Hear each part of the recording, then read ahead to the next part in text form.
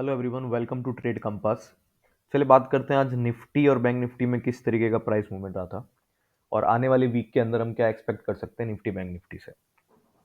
अगर आप निफ्टी के अंदर देखोगे तो निफ्टी में एक गैप डाउन ओपनिंग हुई और उसके बाद अगर आप इसकी मूविंग एवरेजेस देखो 5 मिनट्स पे, तो मूविंग एवरेजेस में आप देखोगे कि इसने अपनी जो मूविंग एवरेजेस की रेजिस्टेंस थी वहाँ से रिजेक्शन लेके एक लेवल जो मैंने आपको कल बताया था, एक रेंज का लेवल बना हुआ है 22,700 से लेके 750 तक का, वहाँ तक ये प्राइस आया था। अब मैंने जैसे पहले भी बताया कि जो मूविंग एवरेजेस होती है ना, आप इसको एक होलिस्टिक व्यू देख के अगर आप ट्रेड करोगे तो आपकी ट्रेड के अंदर कन्फ्लुएंस ज़्यादा रहेगी, राइट। अब अगर आप यहाँ पे बस सिंपल मतलब कुछ ज़्यादा दिमाग लगाना नहीं है, अगर आप सिंपल देखोगे आपको तो यहाँ पे क्या दिख रहा है। अगर आप पहले 5 मिनट का भी ट्रेड सोचते हो कि यार मैं 5 मिनट की कैंडल के बाद ही ट्रेड ले लूँ, उसमें भी आपको क्या दिखेगा कि अगर आप यहाँ पे इसकी क्लोजिंग के जस्ट बाद ही ट्रेड ले लोगे तो उसका कुछ सेंस है नहीं, क्योंकि आपको यहाँ क्लियरली दिख रहा है कि यहाँ पे मूविंग एवरेजेस का एक स्ट्रॉन्ग रेजिस्टेंस बन रहा है आपको यहाँ पे। ठीक है, तो हमारा ट्रेड प्लान किस तरीके का होना चाहिए था कि जब तक ये निफ्टी जो है ये वाला मूविंग एवरेजेस का रेजिस्टेंस क्रॉस नहीं करता है तब तक हमको कौन सा ट्रेड नहीं लेना है, बाय ट्रेड नहीं इनिशिएट करना है निफ्टी के अंदर। ठीक है, कई लोगों ने क्या किया है ना कि ये जो 5 मिनट का क्लोज था ना, पहले 5 मिनट का देखा कि यार ये तो बहुत स्ट्रॉन्ग क्लोज है, इसी पे ट्रेड ले लो। इस तरीके से नहीं होता है। अगर आप सिर्फ प्राइस एक्शन देख के या फिर सिर्फ मूविंग एवरेजेस देख के अगर आप ट्रेड लोगे तो फिर उसके अंदर आपकी इस तरीके के ट्रेड लिए जाएंगे, राइट।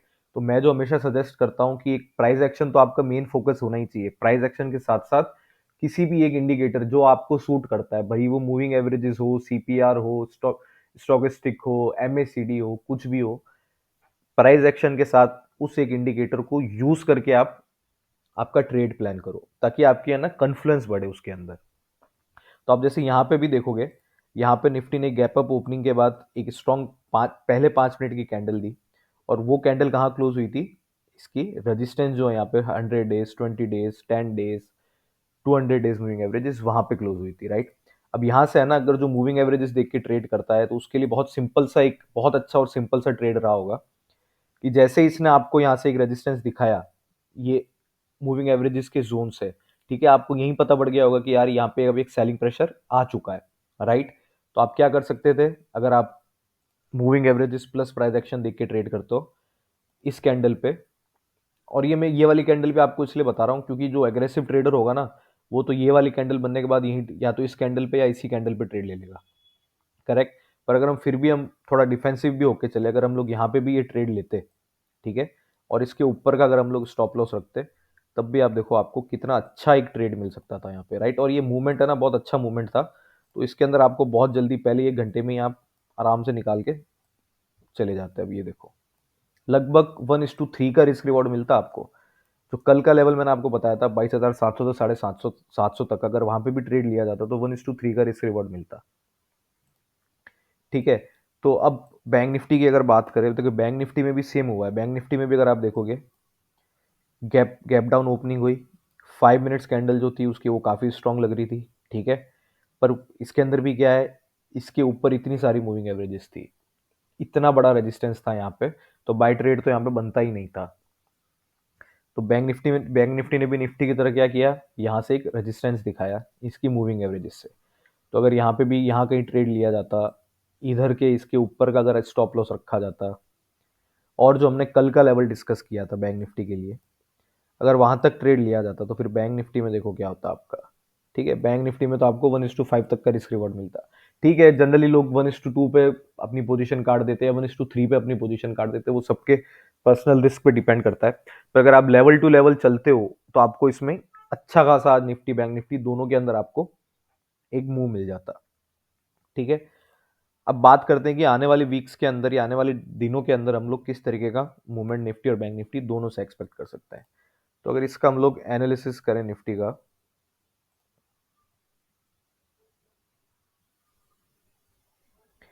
अब निफ्टी का अगर हम एनालिसिस करते हैं तो आप ये देखोगे, इसका मंथली चार्ट खोलता हूं मैं।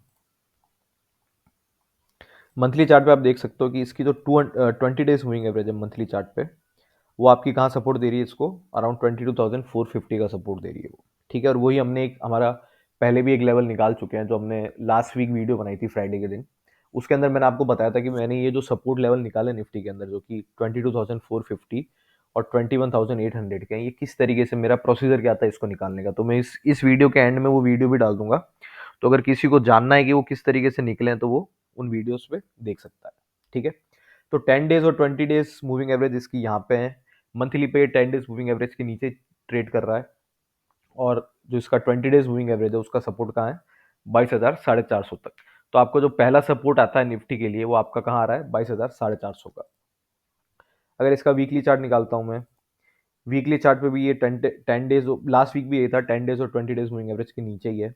ठीक है, पर इसमें जो ये कैंडल बनी है ना, यहाँ क्लियर कैंडल है, ये इंडिसिसिव कैंडल है। ठीक है, मतलब इसके अंदर कोई खास प्राइस मूवमेंट नहीं था। पर इसमें ना एक चीज इंटरेस्टिंग ये है देखने के लिए, अब इसको डोजी कैंडल भी बोला जाता है, और इसमें ये देख के हम लोग किस तरीके से एनालिसिस कर सकते हैं कि निफ्टी ने एक अप मूव दिखाया था, ठीक है, इस वीक, पर क्या हुआ, वो मूव सस्टेन नहीं कर पाया। ठीक है, सस्टेन नहीं कर पाया, और आप ये देखिए ये इतनी लंबी विक बनी है इसके अंदर। तो जो निफ्टी को रिजेक्शन मिला ना, वो अपने जो इस वीक का हाई था वहां से इतना बड़ा रिजेक्शन मिला है। ठीक है, तो ये रिजेक्शन भी आपको एक सेलिंग प्रेशर इंडिकेट करता है कि निफ्टी के अंदर सेलिंग प्रेशर है। अगर इसका डेली चार्ट खोलते हैं हम, तो डेली चार्ट पे आप देखोगे आपको क्या दिख रहा है कि पिछले 4-5 दिनों से निफ्टी एक ही प्राइस के अंदर कंसोलिडेट करता जा रहा है। मैंने पहले भी बताया 22,800 और 750 का जो लेवल है वो एक बड़ा इंपॉर्टेंट सपोर्ट लेवल है, एक सपोर्ट जोन है निफ्टी के लिए। तो अगर ये वाला जोन ब्रेक होता है, तब मैंने अभी जो आपको मंथली चार्ट पे बताया है सपोर्ट उसका 22,450 का, निफ्टी वहां तक जा सकता है। तो आप यहाँ अगर नोट करोगे तो 22,800 का जो लेवल है वो यहाँ पे कितनी बार टेस्ट हो चुका है। ठीक है, एक बार यहाँ देखो, और पूरे लास्ट वीक ये लेवल आपको उन्हीं लेवल के आसपास निफ्टी ट्रेड करता हुआ दिखा है। तो कोई भी सपोर्ट या कोई भी रेजिस्टेंस लेवल जितनी बार रीटेस्ट होता है या जितनी बार उस पर प्राइस आती है वो लेवल उतना वीक होता जाता है। अब आप किसी भी दरवाजे को अगर 4 बार मारोगे या फिर उसको 10 बार मारोगे वो उतना वीक होता रहेगा। उसी तरीके से यहाँ पे सपोर्ट और रेजिस्टेंस लेवल्स का है कि वो जितनी बार टेस्ट होंगे वो उतने वीक होते जाएंगे। तो अब अगर ये वाला लेवल क्रॉस होता है निफ्टी के अंदर 22,750, 800, 700 का लेवल, आप 22,700 मान के चलो, अगर ये वाला लेवल ब्रीच होता है तो आपका नेक्स्ट सपोर्ट का है 22,450 तक का। और निफ्टी को अप मूव दिखाने के लिए देखिए रेजिस्टेंस है ना बहुत सारी है ऊपर, निफ्टी बड़ा अभी बहुत वीक चल रहा है निफ्टी। आप ये देखोगे कि इसको एक तो रेजिस्टेंस इसकी यहाँ पे भी है 23,200 की है। एक ये जो इसने रेंज बनाई है उसका भी इसको रेजिस्टेंस है 23,000 का। एक ट्रेंड लाइन भी आ रही है, डाउनवर्ड्स ट्रेंड लाइन। ठीक है, तो आपको 3-4 इसके अंदर रेजिस्टेंस दिख रहे हैं। तो एक स्ट्रॉन्ग अप मूव की उम्मीद या एक स्ट्रॉन्ग पुल बैक की उम्मीद अभी तो करना नहीं है। हो सकता है आने वाले दिनों में आ जाए, पर उसके लिए 23,000 का जो लेवल है वो बड़ा इंपॉर्टेंट होगा, वो क्रॉस होना जरूरी है निफ्टी के अंदर।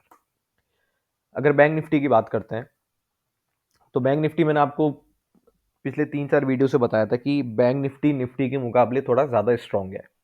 पर आज है ना वो चीज भी मतलब अब नहीं रही है, क्योंकि निफ्टी जो था ना, सॉरी, जो बैंक निफ्टी है आज वो लगभग 1% नीचे था। ठीक है, आज bank Nifty during the day लगभग 1% नीचे था और निफ्टी से वीक था। ठीक है, तो बैंक निफ्टी में हो क्या रहा था, उसने वेडनेसडे के अंदर जो मूव दिया था, हमने वेडनेसडे वाली वीडियो में भी डिस्कस किया था कि जो ये बैंक निफ्टी के अंदर ये वाली कैंडल बनी है ये बहुत स्ट्रॉन्ग कैंडल थी। ठीक है, ये क्योंकि उस दिन भी निफ्टी में कोई खास ट्रेडिंग हुई नहीं थी, निफ्टी एक ही जोन में था, पर बैंक निफ्टी के अंदर एक अच्छा मूवमेंट दिखा था आपको।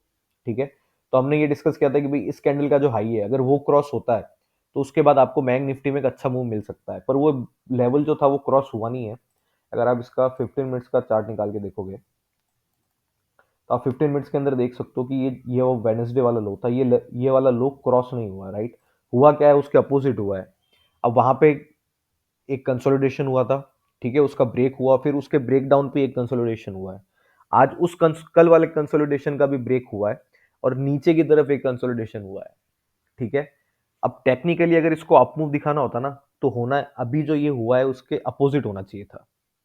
राइट, देखिए बैंक निफ्टी में मैं समझाता हूं हो क्या रहा है। बैंक निफ्टी में अगर आप देखोगे प्राइस ऊपर गई, राइट, अगर इसको अप मूव कंटिन्यू करना है तो क्या है, एक कंसोलिडेशन होती है यहाँ पे।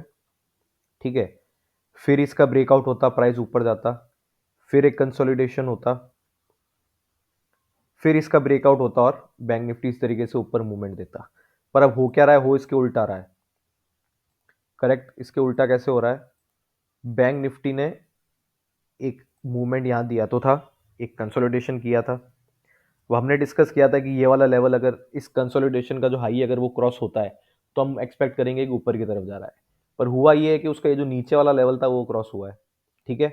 और ये वाला लेवल क्रॉस होने के बाद यहीं पे कंसोलिडेशन हुआ है, फिर इस लेवल का भी क्रॉस ब्रेकडाउन हुआ है, और आज के दिन यहाँ पे कंसोलिडेशन हुआ है। अब एक्सपेक्टेड मूव इसमें क्या होगा, बहुत क्लियर दिख रहा है कि अगर ये वाला लो भी क्रॉस हो जाता है तब हमको नीचे एक फ्रेश सेलिंग मिलेगी बैंक निफ्टी के अंदर, ठीक है।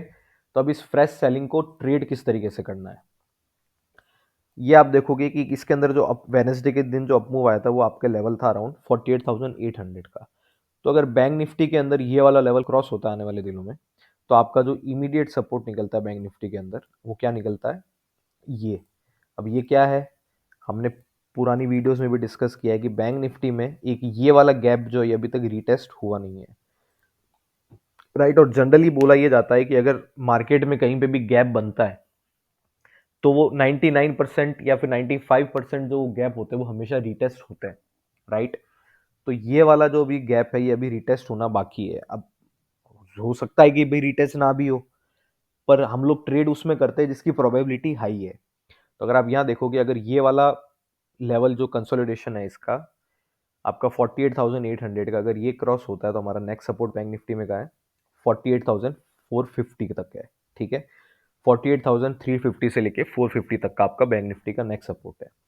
अगर बैंक निफ्टी में ये वाला भी क्रॉस हो जाता है सपोर्ट, ये ब्रेक होता है, तो आपके पास नेक्स्ट सपोर्ट आता है बैंक निफ्टी के अंदर 47,900 का, जो कि आपको आने वाले दिनों में या नेक्स्ट वीक के अंदर मिल सकता है ये वाला लेवल बैंक निफ्टी के अंदर।